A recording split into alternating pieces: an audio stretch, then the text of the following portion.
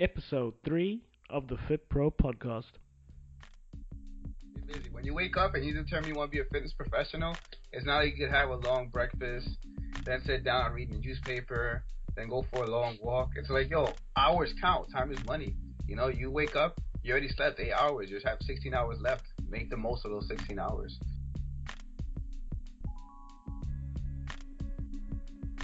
Welcome back to the Fit Pro podcast. I am your host Marvin Faze, and today we've got a very, very special guest. His name is Eduard Checo, and he's the founder of Barstarzz.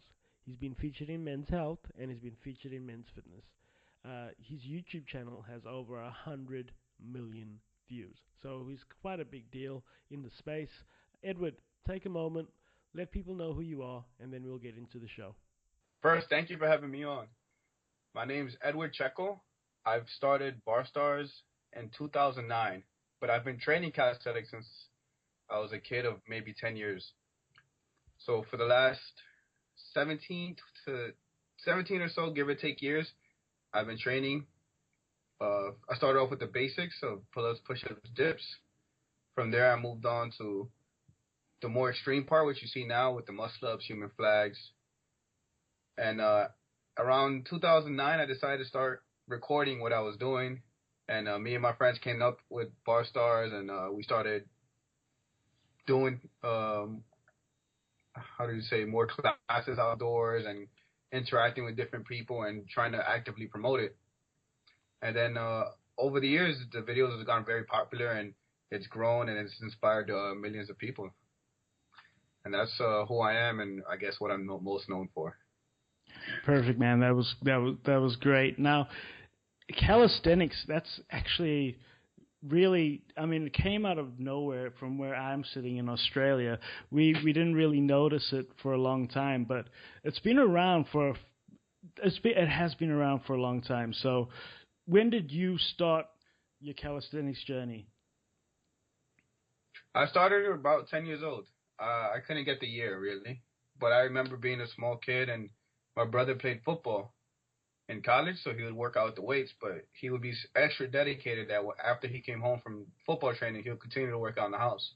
And in the house, we didn't really have too much of weights. Like, we had maybe a home dumbbell set that wasn't really heavy. So you see him do a lot of push-ups and squats and crunches. And that was my first experience. And I wanted to be like most people, like their older brother. So I started working out and doing push-ups and crunches and so on and so forth. And actually, for most of my life, well, not most of my life, for the early age, the only 3 exercises I knew and I would do consistently was push-ups, crunches, and squats. And I did that for years. Just kept doing those 3 until I got tired, and then I go on about my day. It actually sounds like how I got into working out, to be honest. That's how my uncle taught me about fitness. And again, it's the fundamentals. I mean, if you've got the fundamentals down, you can build a decent foundation. And leading on to the next question, the foundation to all of a fitness professional's journey would be figuring out how to generate revenue from what they do. Now, my definition of a fitness professional is somebody that does what they love for a living and creates money from that. So what sort of revenue streams do you have coming out of Barstarzz, and how do you make money today, Eduard? Yeah, so I think an important part is having multiple streams of revenue, because you don't want to put all your eggs in one basket. So from Barstarzz, there's ad revenue from YouTube videos. There's marketing and sponsorships from having a popular social media page like the Facebook and the Instagram and the YouTube. So a company would pay us, to promote the product. And of course, every product goes through a review and make sure it's something that, we could find ourselves aligned with, or something that we would have bought anyway. Then there's the Barstarzz store, where we feature clothing and affiliate links to equipment that we use. So for example, I'll have a pull-up bar in my room. I'll give you a quick look. Nice, man. I wish I had one of those. Yeah. So it's something that I actively love, and it's something that I feel like has contributed to my progress. So, you could go on Amazon, or you could find drop shippers and offer the affiliate link, and then you make a percentage of sales, and it works perfect because it's something that I would have told people to buy even if I wasn't getting any money from it. There's workshops. So we do workshops, even though I've been cutting back lately on it, just because it's so time consuming and it's a lot of work. So I live in New York City, and I think people in New York City are very familiar with me already in the training strategy. So usually when I do workshops, I have to travel outside of New York City, and that's where a lot of planning goes into play, and there's a lot of time. I do one-on-one trainings, but very rarely. So I keep the clientele like really exclusive. I just offer a much higher rate than most personal trainers. That way I could just really get the most bang for the buck. Because my main source of revenue is not personal training, and it's if you want to be a really good personal trainer, it takes a lot more than just a 1 hour of meeting a person. You know, it goes into planning, and I feel like the attention and detail that I put into each client I do grab, it pays off only having a very limited number of clients. I think that. Oh, and we also do performances, which is not a very frequent thing, but our genre of fitness also works as great demonstrations.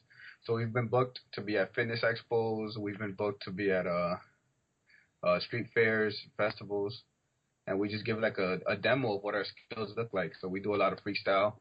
So we use creativity to show our skill set, and people enjoy it. People clap. People love it.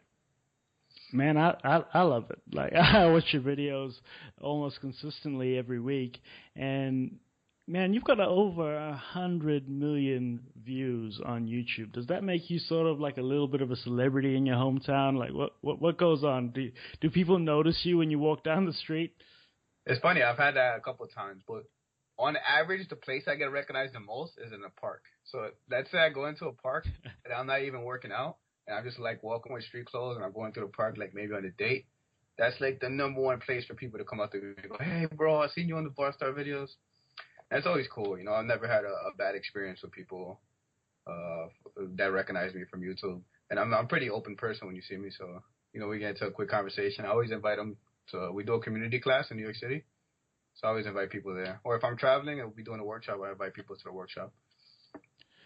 I mean, to be honest, like before I even spoke to you, I mean, I was a little intimidated myself. Like, it's that pseudo celebrity sort of level when it comes to YouTube and be having a massive channel. I mean, I think people are going to notice you anyway.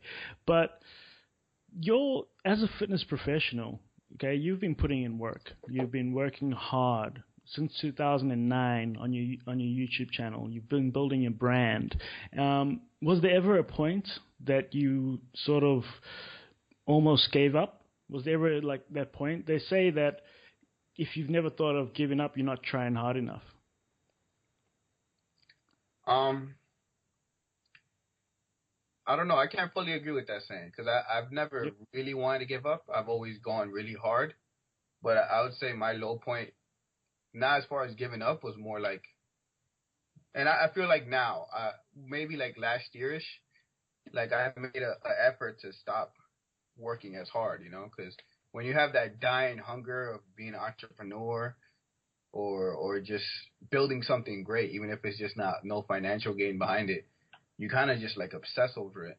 And I felt for a while like I wasn't able to do what I originally fell in love with, which was calisthenics. So I like training, you know, multiple hours in a day and just hanging outside and taking in the breath air and the freshness.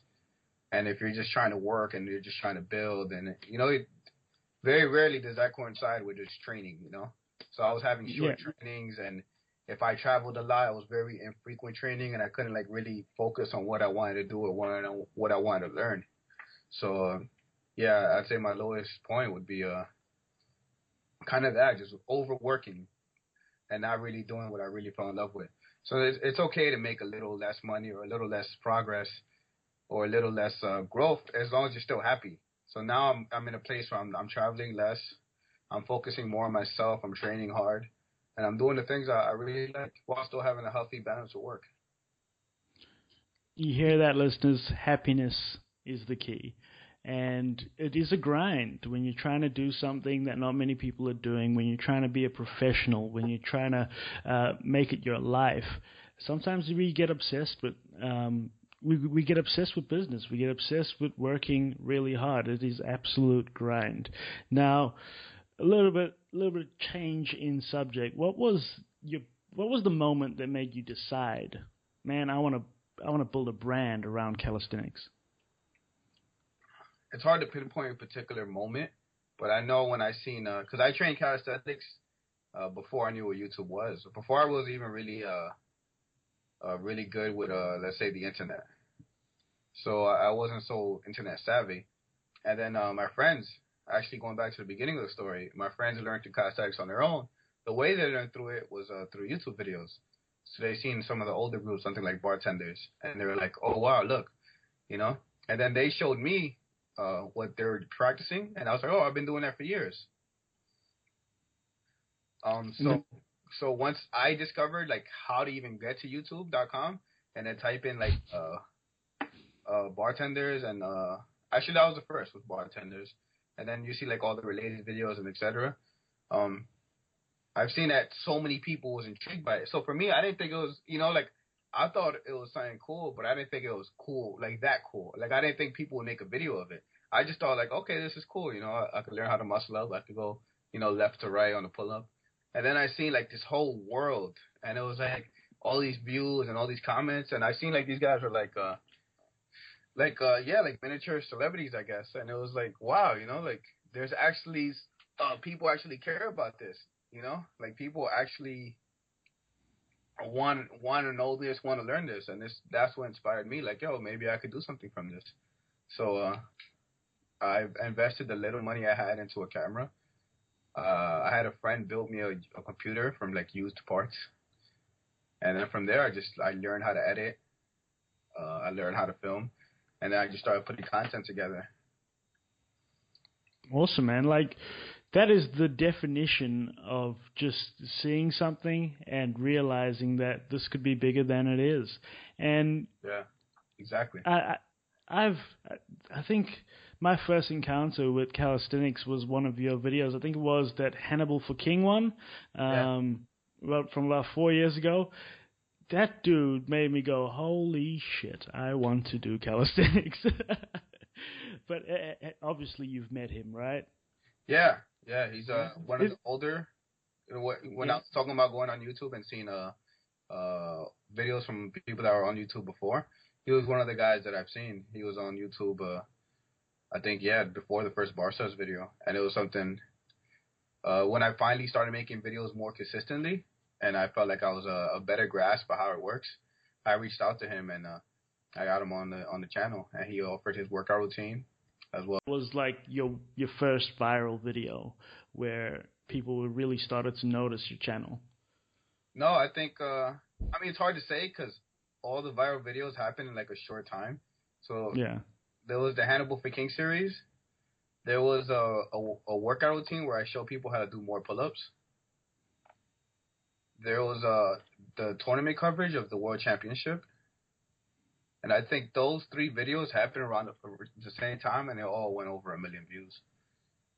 That's insane. That is the sort of traction you want, and that's the sort of traction you need to build a big YouTube base. I assume, because I've never done it, and this is what the podcast is about: talking to people that have done it, what their experiences doing it were, and I mean, tell people how hard it is to build a consistent fan base, a consistent YouTube base. Is it hard? Yeah, it's definitely hard. You know, like when I first started, I dedicated my whole kind of day to YouTube. So I would there was different filters so you could spam. So you could like, comment, and I spent the whole day interacting on YouTube. Like I'll upload the video, I'll make it as great as I can, and from there I just stay the rest of the day on YouTube trying to interact. YouTube was that was like before. I don't know if it was before Facebook, but it was in my circle of friends. YouTube was more prominent as a social media than Facebook was, and I think at that time Instagram wasn't really known outside of the small circle of people who used it. So I just stayed on YouTube, and then my cousin showed me what Facebook was, and she made me a page, and then from there, again, you just got to stay really consistent. Stay consistent. and high value content. You know, like if you don't want to watch it, then other people probably don't want to watch it either. It has to be something that keeps you at the edge of your seat. Absolutely, and I agree. I mean, do you know who Gary Vaynerchuk is? I've seen some of his videos, but I don't follow him actively. He basically preaches content and value. Value, value, value. Create content that people want to watch, want to listen to, and the audience will come. Just be consistent. And I think that's across every platform. And what platform are you on the most at the moment? I know YouTube is where your base is, but what are you loving? Are you loving Snapchat at the moment? No. Are you using it? I mean, I admit it's definitely a downfall for me because of the popularity of Snapchat, and it's so easy to use from what I hear. But I used it before, I guess older version, and I didn't like it at all.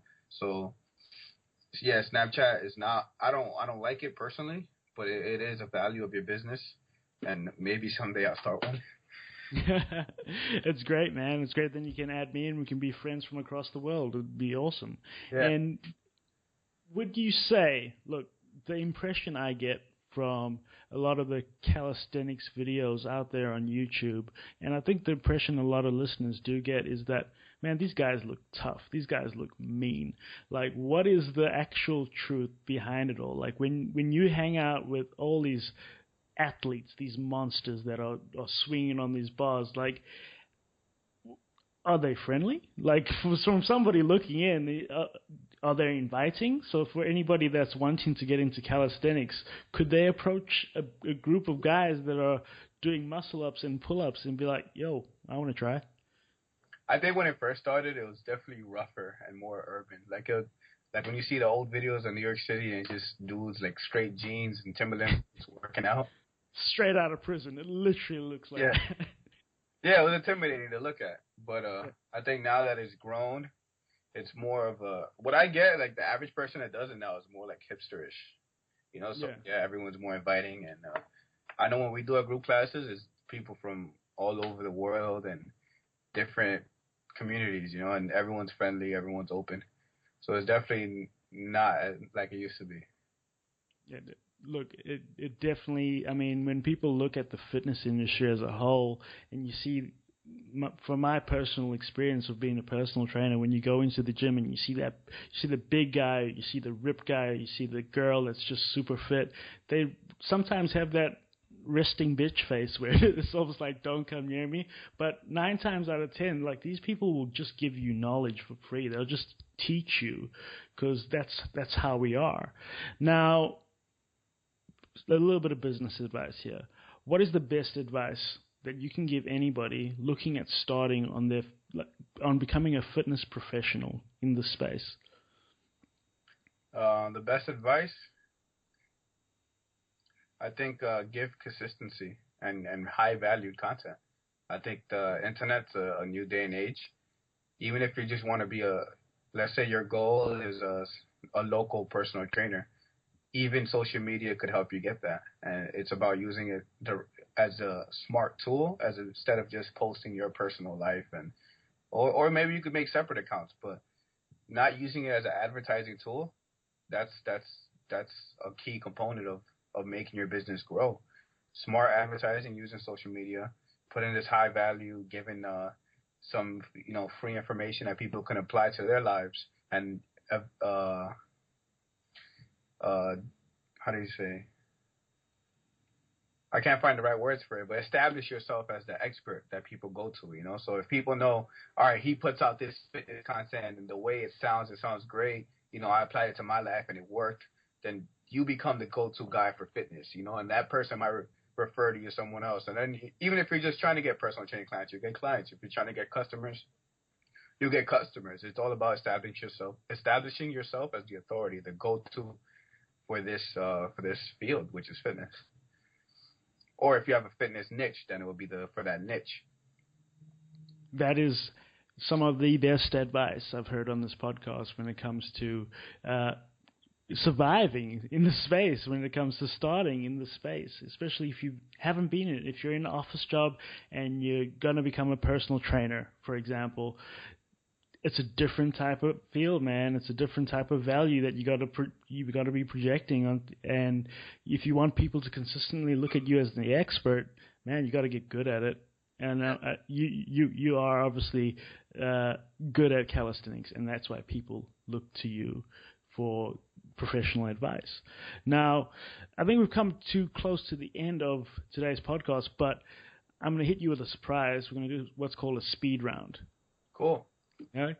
Do a speed round, and basically answer these questions without thinking about them. Or I'll give you 10 seconds to think about them. All right. Do you listen to any podcasts at the moment? Yes. Which ones? Tim Ferriss, Amy Porterfield, and Raise Up by Rain Bennett. Cool. And do you have any idols in the YouTube space? People you look up to or admire? Not really. Not really. You stand. My most recent idol. I know I had idols as kids, and I kind of grew out of it. I guess I don't know. But my most recent idol was Anderson Silva in UFC. But it kind of now when he lost the fight. Well, I this has got. I like this might be off the record, but what do you think about his steroid accusations? You didn't really defend him, man. Yeah, no, but I don't know how to say it. Like, I feel like the worst steroid use for me is when you see these Instagram or YouTube or Facebook fitness celebrities market you a protein shake and then they're on steroids. I feel like that's so shitty and so demoralizing that it's almost fucking my gag reflex goes off, you know, because you're like deceptively lying to people about the key ingredient to your muscles. When an athlete does it, I kind of just assume that every baseball player, every top UFC fighter is on steroids. Like, just because Anderson Silva was caught, I think most of those top fighters are on steroids. They just had a smarter cycle where they're able to come off and show up clean. And Anderson Silva, I guess, miscalculated that by a day or two and came up dirty. But in my mind, it didn't bother me so much. Cool. I'm going to leave that in the podcast. Yeah. What else? This is not going to be in the podcast. I'm actually just thinking of the damn question. But it's important to let people know. Like, I had this, not to go off a little rant, but I had this conversation just yesterday where it's like, oh, you know, people do steroids. You should assume that people are doing steroids if they're selling like protein shakes and pills. And it's like, no, like, we know this because we're fitness and we've been in it for years. We know what a steroid looks like. But even me, maybe as recent as a couple years ago, you know, if I looked at someone taking a protein, I was like, shit, man, he takes a lot of protein maybe. Or, you know, It's just like, no, that's just not the case. And I would imagine being brand new to fitness, if someone tells you, yo, take this to build muscle, it's like, you're going to be misled. You're going to go down the path and really think that that's what he took to build muscle. And, of course, you need protein and there's some supplements that work. But if you're not disclosing that, like, steroids and you're on it, that's what's giving you a big influence on your size and the way you look, it's a big deal because people are going to go down the path and work out hard and do everything right and still have a great look, but it'll be a natural look. You won't be looking like some people that get idolized in the fitness industry. Like a balloon. You don't want to look like a balloon. You don't want to look like, well, this might be a stab, but Cali muscle. Like, nobody can surely believe that he is a natural athlete. Like, but if you ask him, he claims natural. I know, I've seen it. It's crazy, man. Yeah. Naturally, my ass. I think he falls in that line where people kind of know. Yeah. Like, the only people that don't really know is like toddlers. But I think there's that middle line where people don't look like, let's say, Arnold Schwarzenegger and Ronnie Coleman, but you can still tell, like, all right, this guy's on gear. Like, I mean, it's probably unwritten. I know it's an unwritten law, but like when you look at the Olympia, and you look at the bodybuilders, and everybody knows they're on steroids. Everybody knows that. Yeah. And to assume they're natural is just silly. And it's obviously marketing. You've got all these companies that have basically these athletes put them on their back and make them a hell of a lot of money. So they're going to obviously deny that, no, I'm natural, because everyone wants to believe that they're natural. Yeah. And you're going to reach a bigger audience. But in terms of podcasts, because that was just personal, it's actually refreshing to talk to people that sort of, I mean, when you have a big following on YouTube, like the way you do, it sort of raises you up a little bit higher, and it's almost like I'm talking to a celebrity, if that makes sense. And it's good to know that these are just normal people that have just worked extremely hard. They've worked, they've made it their life, they've approached it from another angle, they haven't done anything, well, have you done anything different to any other successful person, Edward? I mean, it's hard to say. I have to sit down and look. I mean, like, my calisthenics is a very unique genre, especially at the time. But just the same principles transcend every field, you know? Be a workaholic, be passionate, love what you do, and stay hungry, you know? Don't be satisfied with your with whatever achievement you've made. There's always for sure. And last parting words of advice to anybody looking to get on the journey of what it takes to become a fitness professional. Parting words, Edward.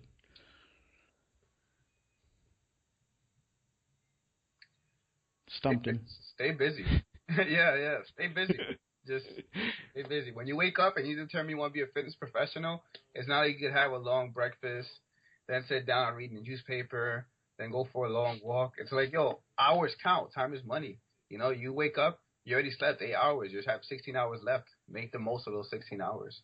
You know, focus on your work, and then the other hours to make you more efficient when you get back to work, like exercising, eating healthy, having a good rest.